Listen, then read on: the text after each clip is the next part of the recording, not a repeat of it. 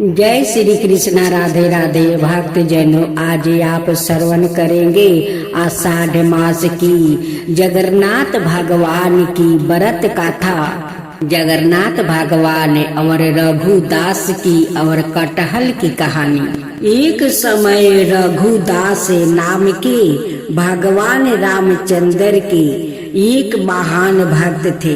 वो पुरी में जगन्नाथ मंदिर के सिंह द्वार के पास एक बड़ी छतरी के नीचे रहते थे। एक बार जब वो भगवान जगन्नाथ के दर्शन करने गए तो उन्होंने जगन्नाथ की वेदी पर राम, लक्ष्मण और सीता को देखा। उस दिन से उन्हें विश्वास हो गया कि भगवान जगन्नाथ भगवान रामचंद्र से विभिन्न नहीं है। एक बार रघु ने भगवान जगन्नाथ के लिए एक अच्छी माला तैयार की और पुजारी को भगवान को चढ़ाने के लिए वो दे दिया। लेकिन पुजारी इसे चढ़ाना नहीं चाहता था, क्योंकि रघु ने केले के पेड़ की छाल से बनी डोरी का इस्तेमाल किया था। उस समय जगन्नाथ के मंदिर में ऐसी चीजों का प्रयोग वर्जित था। रघु को बहुत दुख हुआ कि उनकी माला भगवान जगन्नाथ को नहीं चढ़ाई गई। वो बहुत उदास महसूस करते हुए मंदिर से बाहर चला गया। बाद में दिन में पुजारी शाम की आरती समाप्त कर रहा था। भगवान के शयन करने से पहले पुजारी उन्हें एक विशेष पोशाक पहनाते हैं, जिसे 12 श्रृंगार जैसा कहा जाता है। भगवान को श्रृंगारित करने के बाद पुजारी ने उनके शरीर को फूलों से सजाना शुरू कर दिया। लेकिन उसे आश्चर्य हुआ कि उसने जो कुछ भी किया, भगवान के शरीर पर एक भी फूल नहीं बचा। भगवान किसी भी फूल को स्वीकार नहीं करेंगे।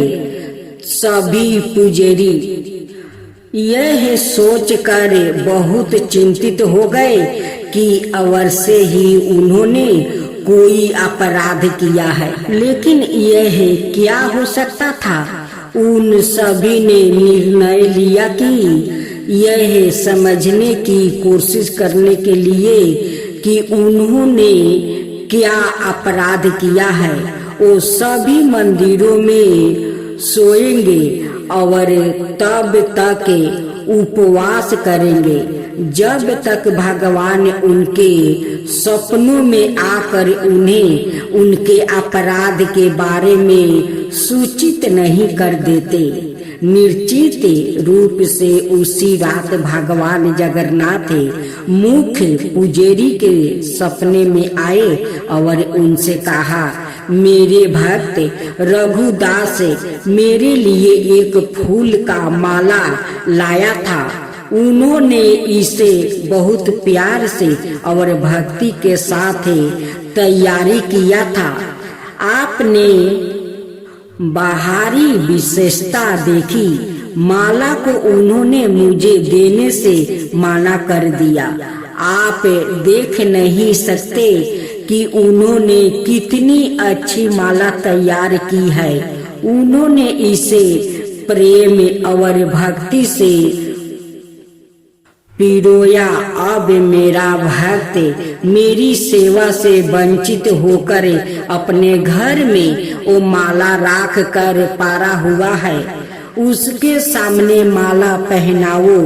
उसने कुछ भी नहीं खाया है और लगातार रो रहा है। वो अभी तक सोया नहीं है। तब तक मेरे भक्त की इच्छा पूरी नहीं हो जाती। मैं आपसे कोई माला कैसे स्वीकार कर सकता हूँ और शांति से सो सकता हूँ? तुरंत प्रधान पुजारी जाग गया और उसने अनायक पुजारियों को सारी बात बताया। तब वो सभी रघुदास के पास गया और अपना अपराध समझाया और उनसे अपनी माला भगवान जगन्नाथ को देने के लिए कहा। यह सुनकर रघुदास बहुत प्रसन्न हुआ कि भगवान इतने दयालु है कि वो सवाए उनकी माला स्वीकार करने की प्रतीक्षा कर रहे हैं। रघुदास परमानंद में थे। एक बार रघुदास बहुत गंभीर रोग से पीड़ित हो गया। उनकी तबीयत इतनी खराब हो गई कि वो बिस्तर से उठ भी नहीं पा रहे थे। उन्हें अपने बिस्तर में ही मल त्याग करना पड़ा। बदबू बहुत बुरी थी। रघुदास बहुत बीमार होने के कारण खुद की मदद करने में असमर्थ होकर बेहोश हो गया। एक छोटा लड़का रघुदास की सेवा के लिए आ रहा था। उन्होंने अपने शरीर को साफ किया और चंदन लगाया और गंध को दूर करने और कमरे को शुद्ध करने के लिए अच्छी सुगंधित चीजों पेश किया। जब रघु को होश आया तो उन्होंने पाया कि वो लड़का सवाए भगवान जगन्नाथ थे। रघु ने भगवान जगन्नाथ से कहा, मेरे प्रिय भगवान, आप यहाँ क्या कर रहे हैं? मेरी यह नियम सेवा करके आप मुझे अपराधी बना रहे हैं। मैं आपसे सेवा प्राप्ति करके और अधिक पापी बन रहा हूँ। हे भगवान, आप बहुत दयालु हैं। आप ब्रह्मांड के स्वामी हैं। आप सब कुछ करने में सक्षम है।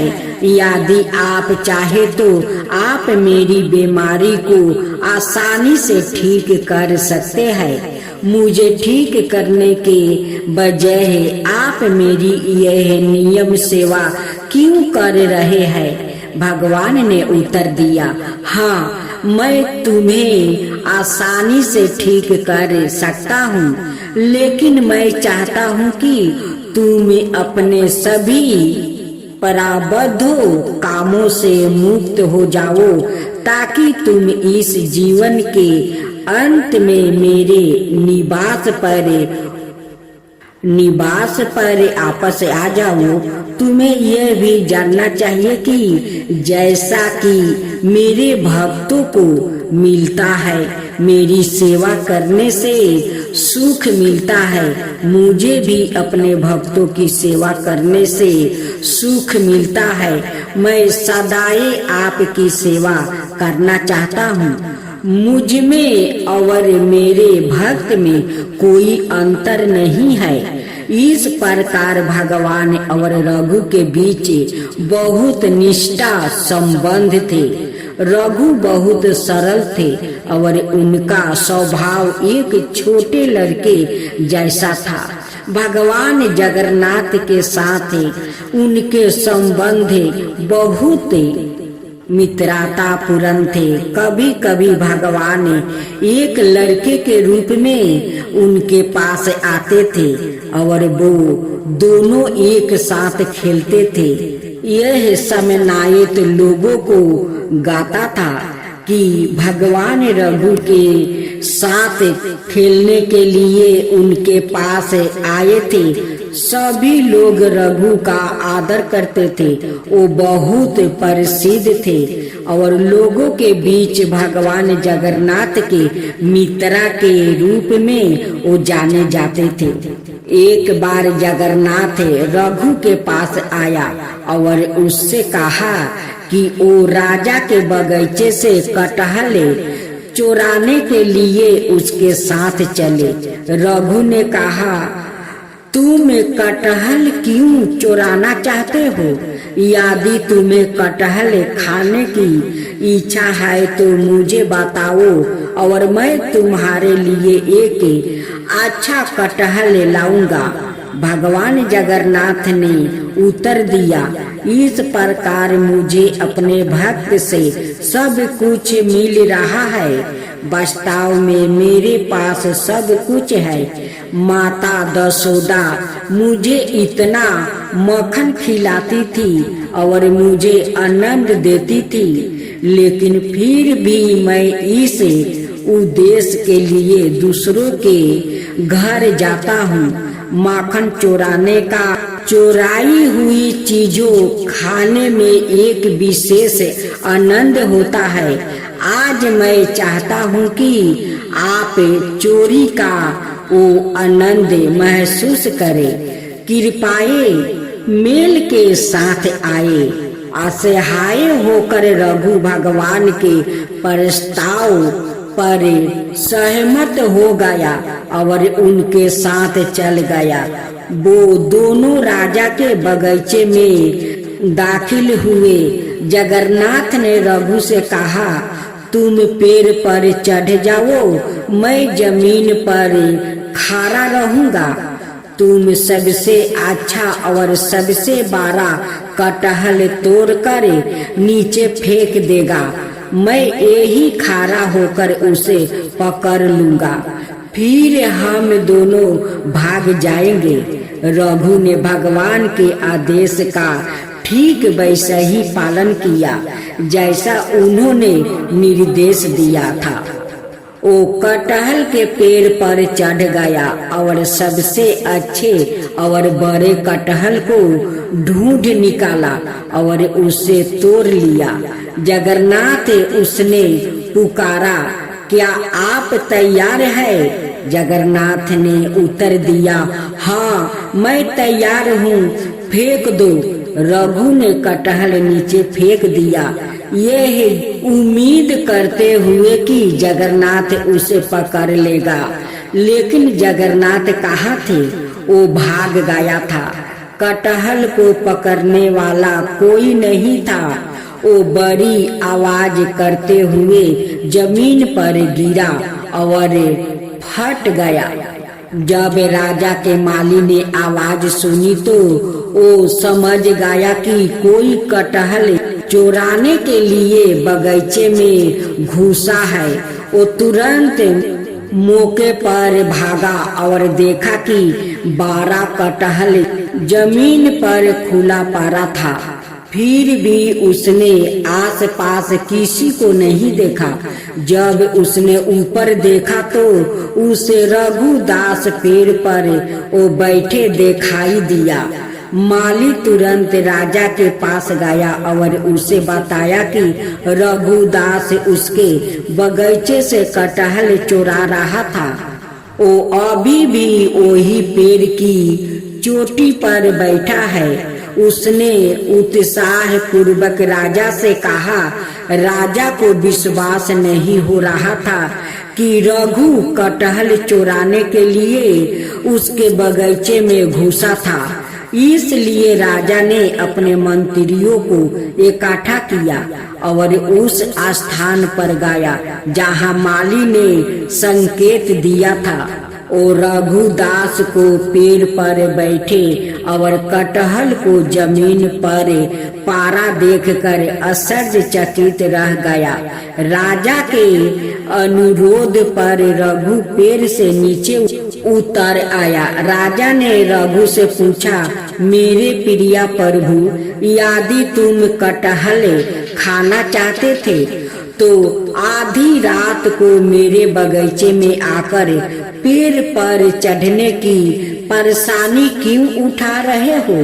तुम मुझे बता सकते थे, मैं कटहल चोरी करने का क्या आवश्यकता था? कटहल उठाया और तुम्हारे घर भेज दिया। रघु ने राजा को पूरी कहानी बताई कि कैसे भगवान जगन्नाथ ने उसे धोखा दिया था। भगवान की लीला सुनकर सभी को आनंद आया और सभी हंस पड़े। उन्होंने रघु की महानता की प्रशंसा की। इस प्रकार मित्रता की मुद्रा में रघु भगवान जगन्नाथ के साथ लीलाएं करते थे। एक भक्त ने भगवान जगन्नाथ के साथ रघुदास की एक लीला का परियच्छ दासी वरण किया। एक बार रथ यात्रा के दौरान भगवान ने रथ पर अपना स्थान ग्रहण किया था। राजा द्वारा सड़क साफ करने के बाद रथ चलने के लिए सब कुछ तैयार था। हजारों लोगों ने रस्सियों खींची, लेकिन रथ आगे नहीं बढ़ा। स्थिति को देखते हुए सेवकों ने रथ को खींचने के लिए एक शक्तिशाली हाथी की व्यवस्था की, फिर भी रथ नहीं हिलेगा। सेवक ने रघुदास से कहा, रघुदास जी, यह कैसे भगवान है? मैंने हाथियों को लगा रखा है, फिर भी यह रथ नहीं चलेगा। यह सुनकर रघु रथ पर चढ़ गया और भगवान जगन्नाथ के निकट गया।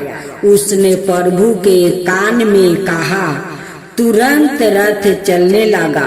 यह देखकर सेवक आश्चर्यचकित रह गया। उन्होंने रघुदास से कहा, आप पूर्ण है और आपके भगवान भी पूर्ण है। रघुदास जहाँ भी रहते थे प्रसाद से भरा बर्तन किसी के भी लेने के लिए बाहर छोड़ देते थे। वो उसी बर्तन से प्रसाद लेता था जिसे पशु पंछी लेते थे। यह उनका अद्भुत स्वभाव था। वो भगवान जगन्नाथ को बहुत प्रिय था। जय राम सिंघारी वर्तमान समय में उपासकों के समाज में सबसे विद्वान व्यक्तित्वों में से एक माने जाते थे।